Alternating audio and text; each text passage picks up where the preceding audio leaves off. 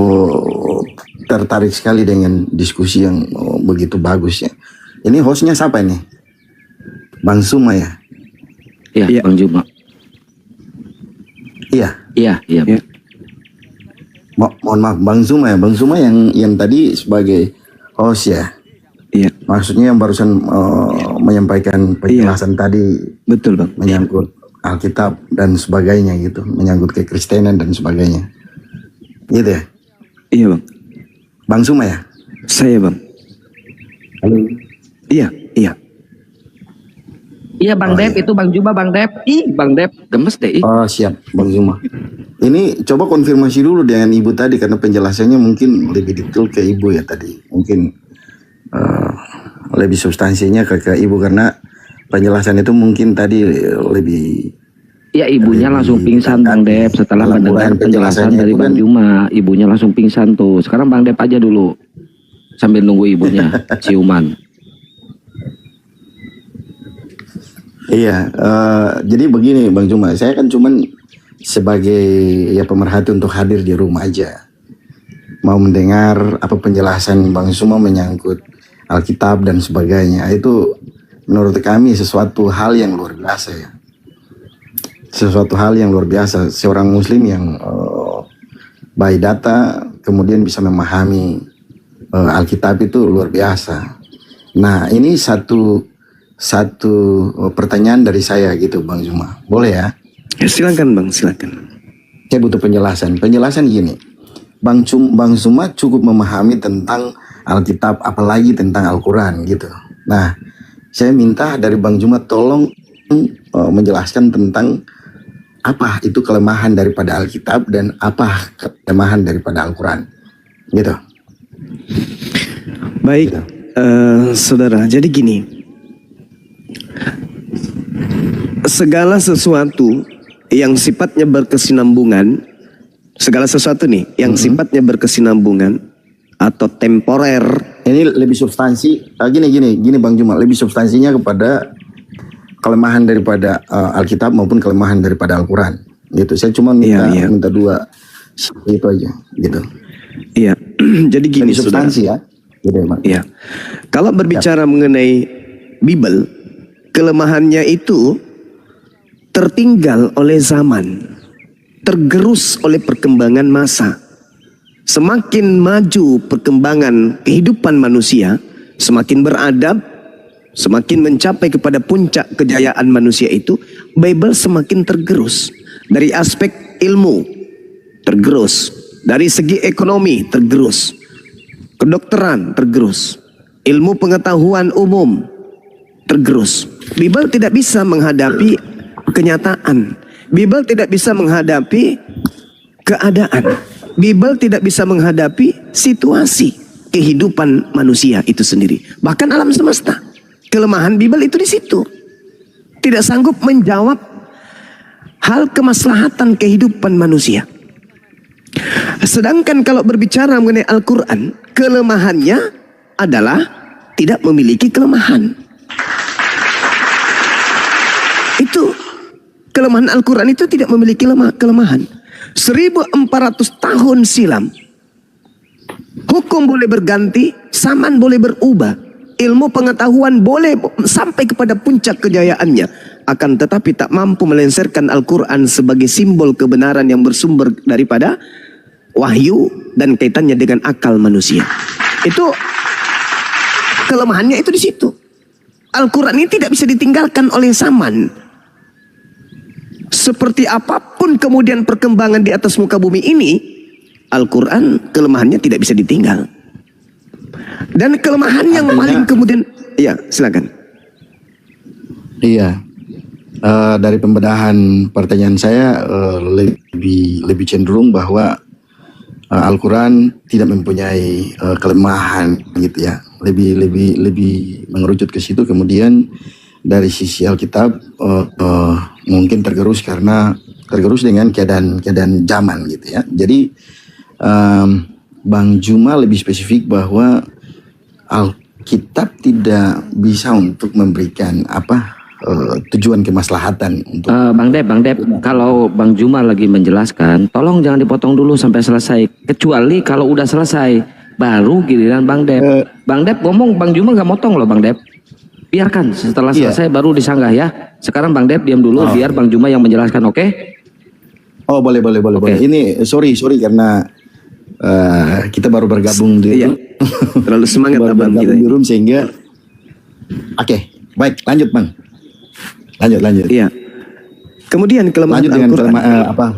Iya. Al-Quran tidak ada kelemahan. Oke, lanjut. Iya, kelemahan Al-Quran itu egois. Al-Quran itu kelemahannya.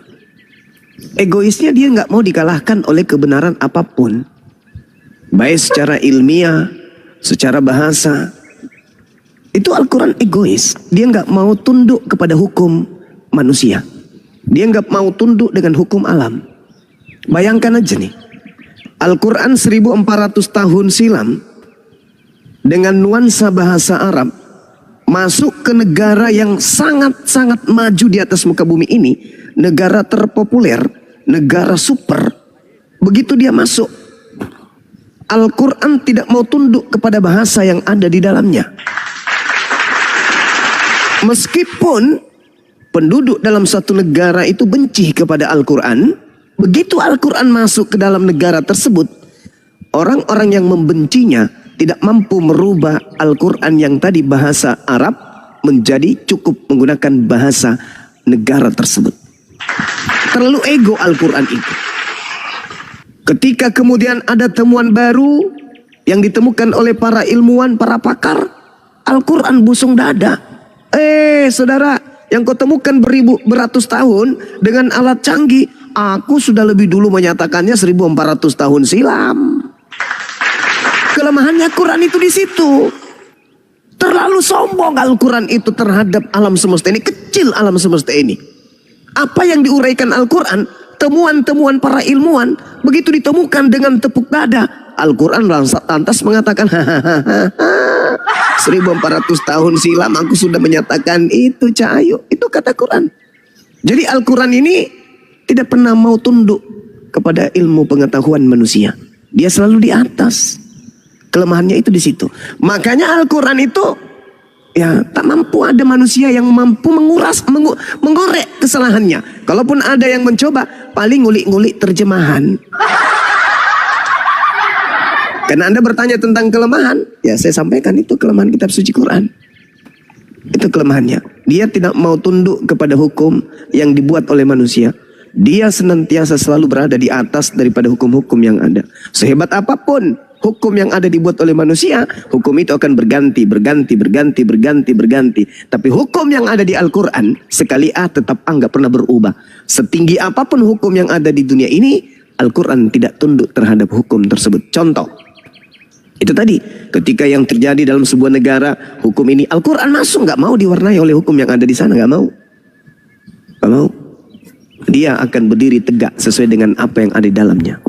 Tidak suka, Al-Quran tetap berdiri. Suka, Al-Quran tetap berdiri. Dia tidak bisa diwarnai oleh kehidupan manusia manapun. Demikian, Bung. Silakan.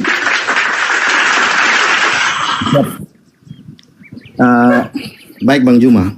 Jadi dari kesimpulan bahwa ini saya simpulkan menurut versi penjelasan yang disampaikan oleh Bang Juma tadi, karena itu sifatnya adalah dakwah yang disampaikan oleh Bang Juma.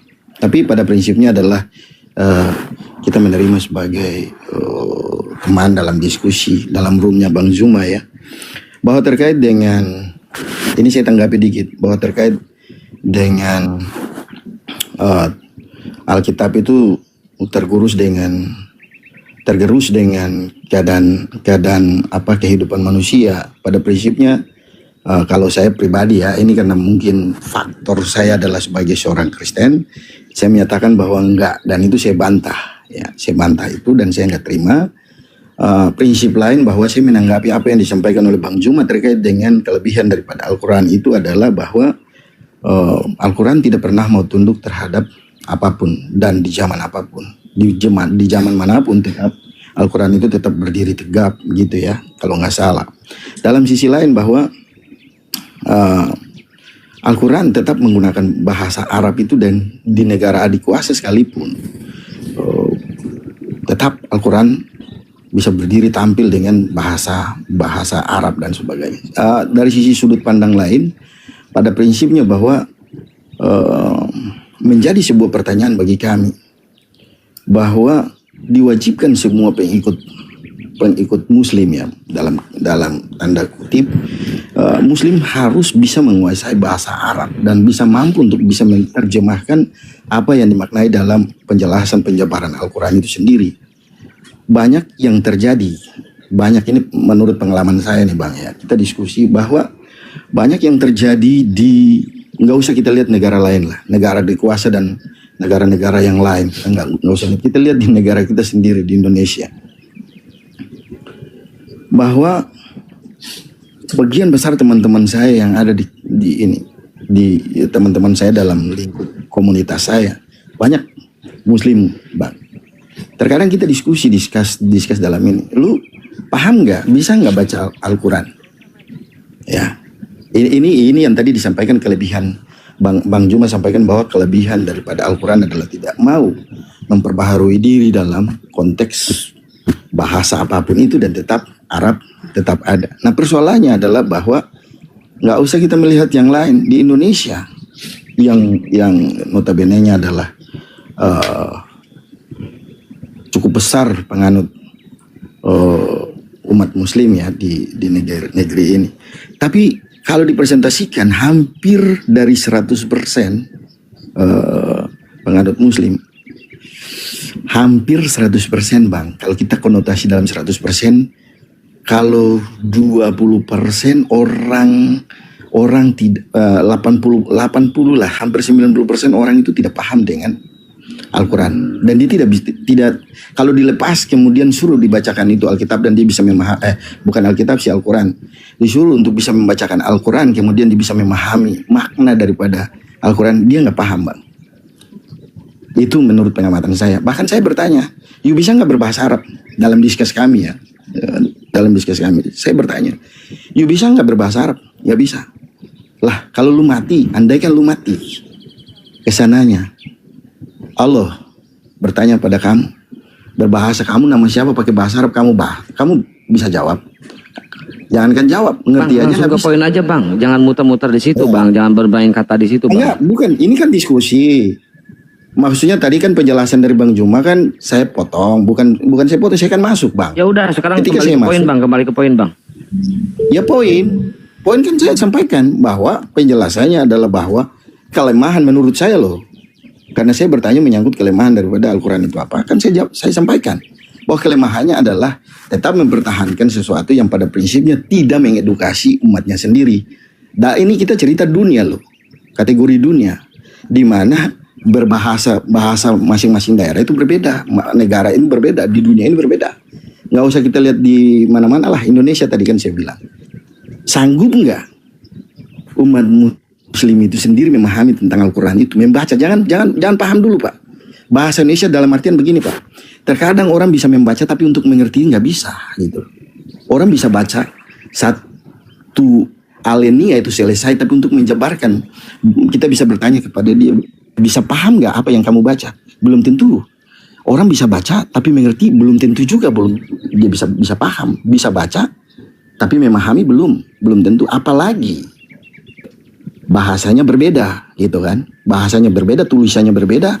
Oke, kita paham poinnya, udah diulang-ulang, silakan. Menulisnya, Iya, udah diulang-ulang, kita paham poinnya, silakan Bang Zuma. Iya, oke, gitu kira-kira paham ya Bang ya? paham, Ya? saya sangat paham. Iya, jadi gini saudara. Kalau dari sisi kan sebentar sebelum pertanyaan saya tadi itu cuman kelemahan daripada Al-Quran, kelemahan daripada Alkitab, dan itu yang saya lihat Bang. Kalau kelemahan Al-Quran adalah karena bahasa Arab, jangankan ini, teman-teman saya yang pandai begitu pagi siang malam sholat 5 waktu juga saya suruh coba baca Alkitab, baca Al-Quran, paham gak?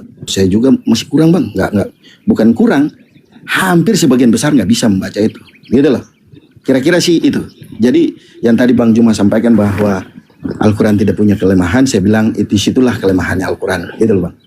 Ya. Iya, baik. Oke bang.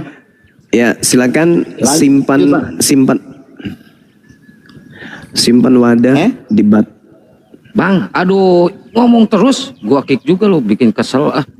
Ya lanjut dulu ndak. Iya, saya kalau berbicara abang, tolong taruh wadah di batok kepala supaya bisa mendengar dan paham penjelasan saya. Jadi Al-Quran itu bukan surat kabar, bukan Bible. Selayaknya Bible itu hanya sebuah surat kabar dari barat.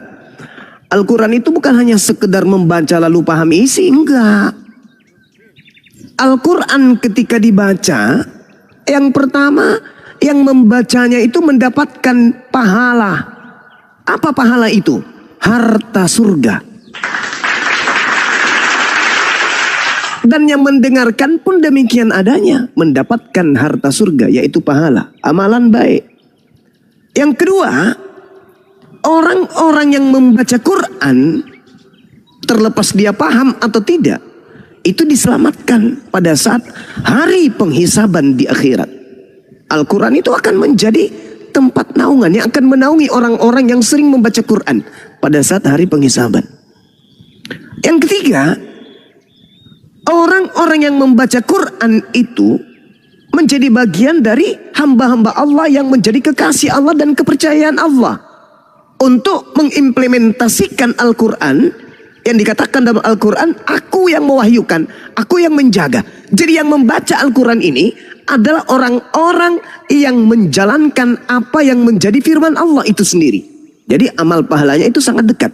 Orang yang membaca Quran adalah orang yang intim kepada Tuhannya, yaitu Allah. Membaca Al-Quran, terlepas dia paham isinya ataupun tidak, itu menjadi obat, penyejuk hati, penenang jiwa, pelepas dahaga, dan mengenyangkan ruh yang lagi haus dan lapar. Terlepas dia paham artinya. Kemudian menjadi jasad yang diberkati oleh Allah, jasad yang diberkahi oleh Allah, jasad yang dimuliakan oleh Allah.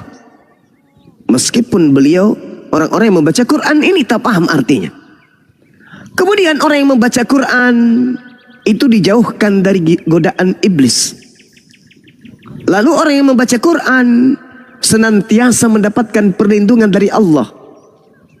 Dan orang yang membaca Quran itu adalah orang yang sedang menguraikan ilmu pengetahuan bagi yang mengerti, bagi yang tahu, dan seterusnya. Jadi Al-Quran dibaca bukan hanya sekedar tahu arti. Al-Quran dibaca itu mendatangkan banyak kebaikan. Nah, berbeda dengan orang-orang Kristen. Apa yang didatangkan dengan membaca Bible? Apa yang didatangkan? Baca Amsal, baca Yehezkiel, yang didatangkan apa? Horny.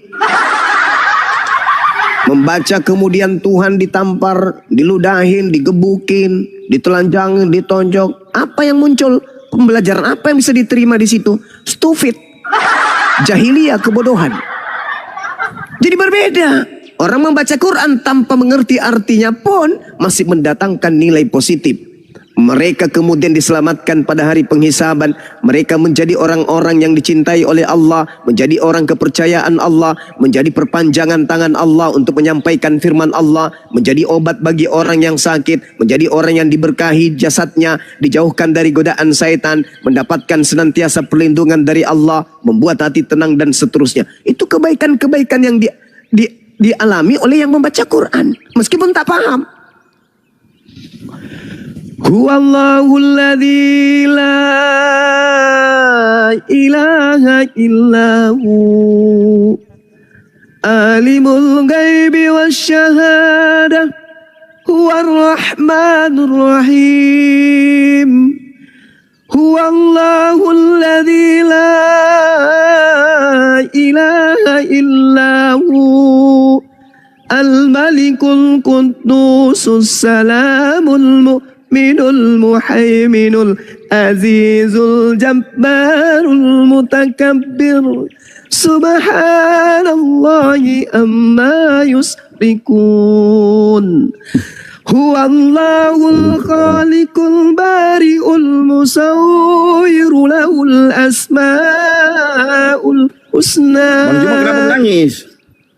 Yusabbihu lahu ma fis samawati wal ard wa huwal azizul hakim.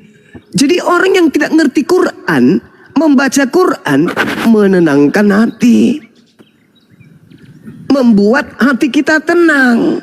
Yang tadinya sakit menjadi sembuh. Baca Quran, meski tidak ngerti bacaannya. Itu kitab suci Al-Quran. Kelebihannya itu di situ. Nah sekarang kalau kita baca Bible,